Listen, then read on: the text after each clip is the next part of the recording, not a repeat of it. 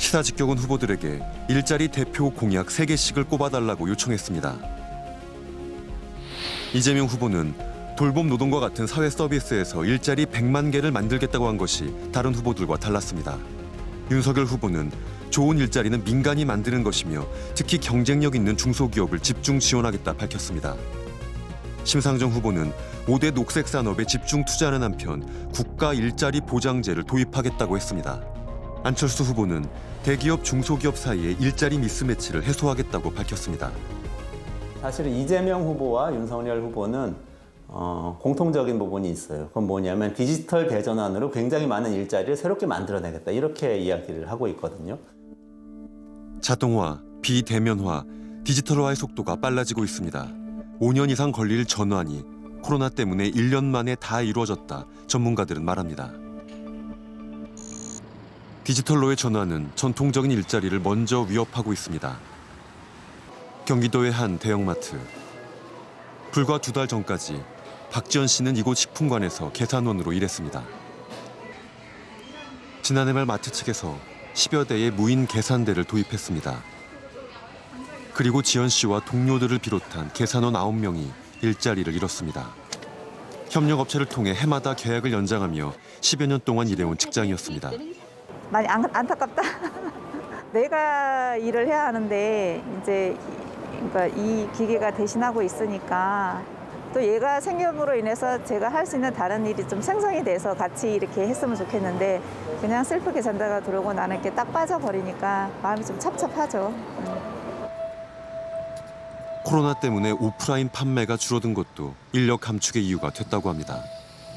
하지만 문제는 이렇게 한번 사라진 일자리는 다시 돌아오지 않을 가능성이 높다는 겁니다. 어떤 일을 생각한 적은 사실은 없어요. 그리고 내년에도 당연히 할 거라는 생각을 했기 때문에 내년에 당장 뭐 하지라는 생각을 사실은 그렇게 안 해봤고 일단은 그냥 막연하다고 해야 되나?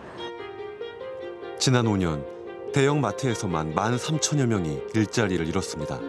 유통업의 그 매장들이 대거 줄고 있고 그래서 구조조정이나 희망퇴직을 하는 데들이 많고요. 대면 노동자들 그리고 대부분 이제 40, 50대가 많거든요. 거기서 이제 나온 인원들이 새로운 산업으로 뭐 좋은 일자리로 들어가기는 어렵습니다. 대부분 뭐 노가다로 간다든지 청소직으로 간다든지 이렇게 더 안 좋은 일자리로 가는 경우인데. 새벽 5시 경기도의 한 인력 소개소. 일용직 일자리를 구하기 위해 모인 사람들. 구인 구직 앱이 일상화되면서 소개소에 직접 찾아와 일을 찾는 이들은 주로 노년층입니다. 하지만 오늘도 상대적으로 젊은 구직자들이 먼저 불려나갔습니다. 한씨, 장현, 유태영. 어제 가신 분 그대로 가요. 네. 아깝습니다. 그런 분들은 다 기능을 몇십 년씩 해서 잘 가지고 있는데 단지 이제 이 나이에 묶여가지고 못 가니까 일을. 또 더구나 이제 더 까다로운 게 이번에 중대재해법이 실시가 되니까 현장에서 더 그걸 강화해가지고 젊은 사람이 선호하고 나이 든 사람은 그래서 나이 든 사람들한테는 점점 더 어려운 그런 환경으로 가고 있습니다. 60대 구직자와 이야기를 나눠보았습니다.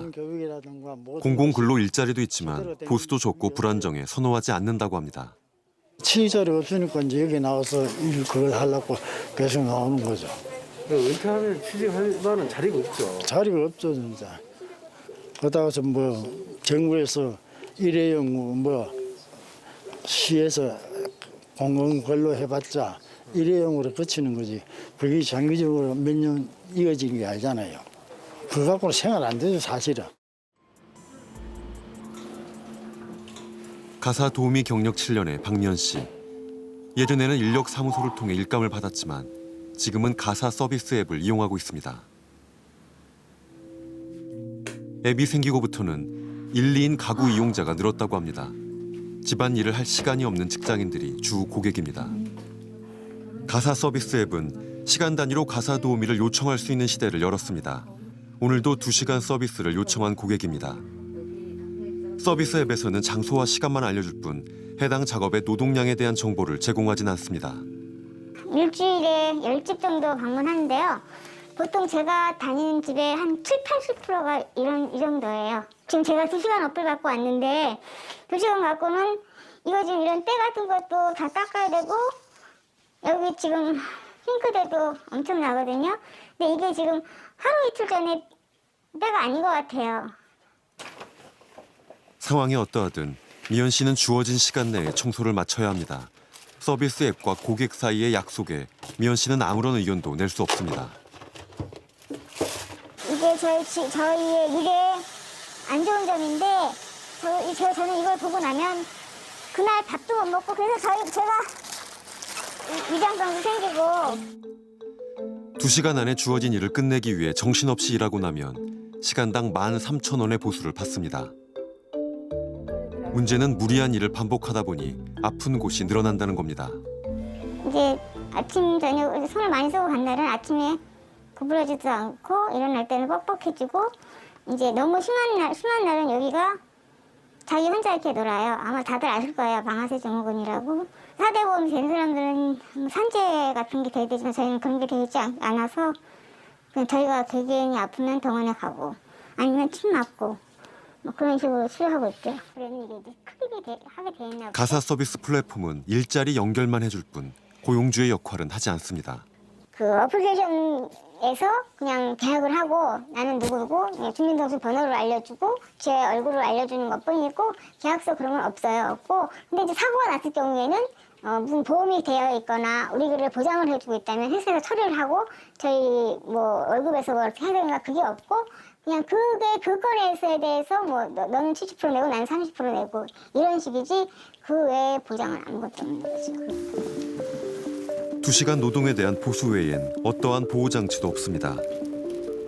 전문가들은 노동이 시간 단위로 분절돼 하나의 상품처럼 취급되는 것이 플랫폼 노동의 근본적인 문제라고 지적합니다. 디지털 기술의 발달로 짧은 시간에 정말 찰나적인 시간으로 사람을 구할 수도 있게 된 거예요. 쇼텀으로. 뭐 배달도 건당 배달처럼 한 건 한 건 그렇게 거래할 수 있게 됐기 때문에 그거를 그러니까 전통적인 고용 방식으로 하는 것보다 굉장히 유리하죠. 더 나아가서 전통적인 고용을 취하게 되면은 아까 말한 4대 보험이나 퇴직금이나 각종 이제 노동법상 책임을 부담해야 되는데 한 건 한 건 마치 물건을 매매하듯이 사람의 노동을 이제 유니트 단위로 매매하게 되면서 노동자가 아닌 걸로 취급하고 그런 비용에서 벗어나게 되는 거죠.